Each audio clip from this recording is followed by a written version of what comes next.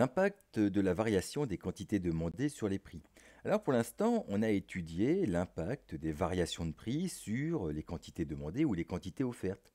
Par exemple, quand le prix d'un produit augmentait, les quantités demandées de ce produit diminuaient. Et inversement, quand le prix d'un produit diminuait, les quantités demandées de ce produit augmentaient. C'était un problème de budget et de nombre de personnes qui pouvaient s'acheter ce produit. Mais il existe des cas de figure où les quantités demandées vont augmenter. Et cette variation des quantités demandées va avoir un impact sur les prix. Alors qu'est-ce qui peut faire que les quantités demandées augmentent indépendamment du prix? Eh bien, il y a plusieurs effets. Il peut y avoir un effet démographique. Alors, imaginons, on est dans le cadre d'un système où il y a des vendeurs de kebabs et on est dans une petite ville. L'effet démographique, c'est par exemple l'arrivée de beaucoup d'habitants ou l'arrivée de beaucoup d'enfants dans cette ville, par exemple au lycée. Ça peut être le cas, par exemple, imaginons, là, avec le coronavirus, il y a beaucoup de gens des grandes métropoles, et notamment de Paris, qui veulent échapper à Paris, et puis qui se disent qu'il faut aller habiter à la campagne ou dans des villes plus petites, et puis qui commencent à déménager comme ça à la campagne, et d'un seul coup, on va se retrouver avec beaucoup plus d'élèves. Donc il y a un effet démographique. Mais imaginons qu'il y ait véritablement beaucoup plus d'élèves. Comment est-ce que cela va rejaillir sur le prix du kebab, par exemple? Il peut y avoir un effet revenu. On est toujours dans mon cas de ma petite ville, et puis d'un seul coup, me demandez pas pourquoi, il y a l'argent de poche des élèves est multiplié par deux. Bah, si l'argent de poche des élèves est multiplié par deux, bah, évidemment, ça va se ressentir aussi sur ce qu'achètent les élèves, et donc sur les quantités, je reviens sur mon kebab, les quantités de kebab qui vont être demandées. Mais dans ce cas-là, qu'est-ce qui va se passer sur le prix? Il peut y avoir un effet prix relatif. Alors, c'est un petit peu plus complexe. Imaginons que le coût du self, le prix du self, soit multiplié par deux parce que, je sais pas, moi, le lycée veut perdre moins d'argent. Le prix du self est multiplié par deux. Bah, dans ce cas-là, vous pouvez être à peu près sûr que beaucoup plus d'élèves vont chercher à manger autre chose que ce qui est proposé au self, et notamment vont chercher à manger des kebabs. Il peut y avoir un effet anticipation. Alors par exemple, pour ceux qui feront de la finance, cet effet anticipation est très très important. Alors je prends un exemple, toujours dans mon exemple de kebab.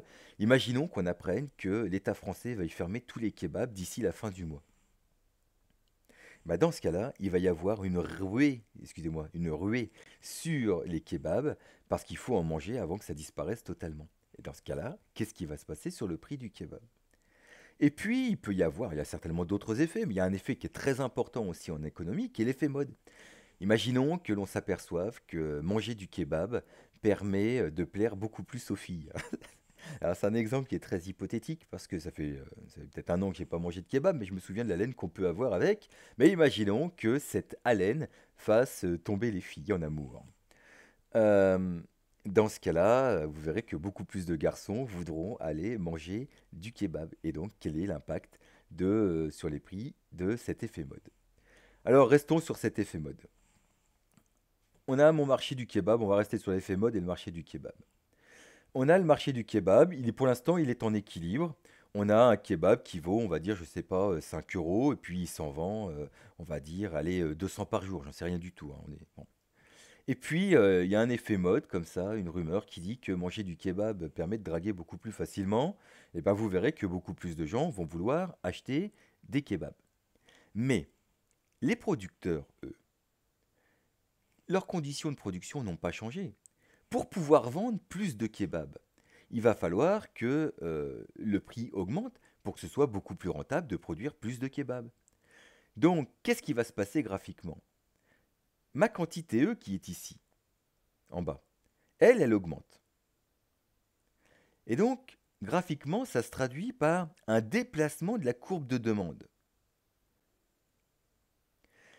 Et ce déplacement de la courbe de demande, cette augmentation des quantités demandées et cette adaptation des offreurs fait en sorte que le prix va augmenter. On passe du prix d'équilibre à un nouveau prix d'équilibre. Alors comment ça va être présenté dans vos manuels?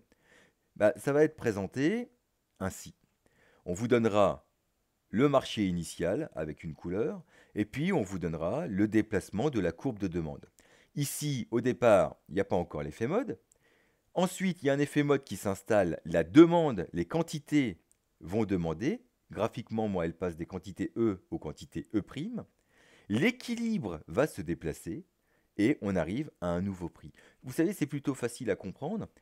Les, les élèves, par exemple, qui veulent plus de kebab, ils sont en concurrence entre eux. Et de l'autre côté, les producteurs de kebab savent qu'ils vont devoir augmenter leur prix. Et ils peuvent augmenter leur prix, parce que de toute façon, comme les élèves veulent à tout prix des kebabs, ils vont être prêts à mettre plus d'argent pour obtenir ces kebabs. Donc on arrive à ce que j'ai appelé la loi de l'offre et de la demande numéro un. Enfin, c'est d'abord la loi de l'offre et de la demande, mais vous verrez, j'en ai fait 4 déclinaisons. Toutes choses égales par ailleurs. Alors je vous expliquerai plus tard pourquoi on met toutes choses égales par ailleurs. Toutes choses égales par ailleurs, l'augmentation des quantités sur le demandé, excusez-moi, l'augmentation des quantités demandées sur le marché se traduit à la fois par une augmentation des quantités qui vont être échangées sur le marché. Il y a bien beaucoup plus de kebabs qui vont être échangés sur le marché, mais cela se traduit aussi par une augmentation du prix. Il y a beaucoup plus de gens qui veulent des kebabs, vous verrez que le prix va augmenter. Il y a un marché qui illustre très bien cela, c'est-à-dire que quand tout le monde veut acheter une maison au même moment, le prix de l'immobilier augmente. Maintenant, étudions l'effet d'une diminution des quantités demandées. Imaginons à l'inverse que on s'aperçoive que le kebab, c'est tout le contraire. Ça entraîne des effets négatifs sur la drague. Alors c'est toujours très très bon, mais on voit bien que d'un seul coup, il y a un jugement négatif sur un produit, il y a moins de personnes qui vont vouloir l'acheter.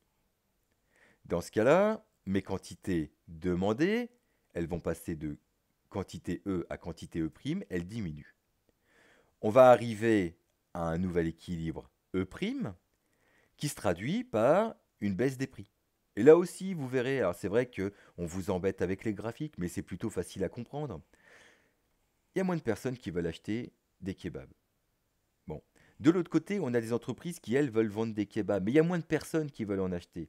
Donc si vous voulez vendre des kebabs, bah, il faut baisser les prix. Mais si vous baissez les prix, il y a beaucoup d'entreprises pour lesquelles ce ne sera plus assez rentable de produire des kebabs, et donc qui vont faire faillite. Et donc à la fin, ma demande, elle s'est déplacée vers la gauche, il y a moins de quantités qui sont demandées, et le prix va diminuer, parce que si on veut vendre des kebabs, il va bien falloir baisser les prix. Hop, je reviens pas. Donc, on arrive à ma loi de l'offre et de la demande numéro 2. Toutes choses égales par ailleurs, la diminution des quantités demandées sur le marché se traduit à la fois par une baisse des quantités échangées et une baisse du prix.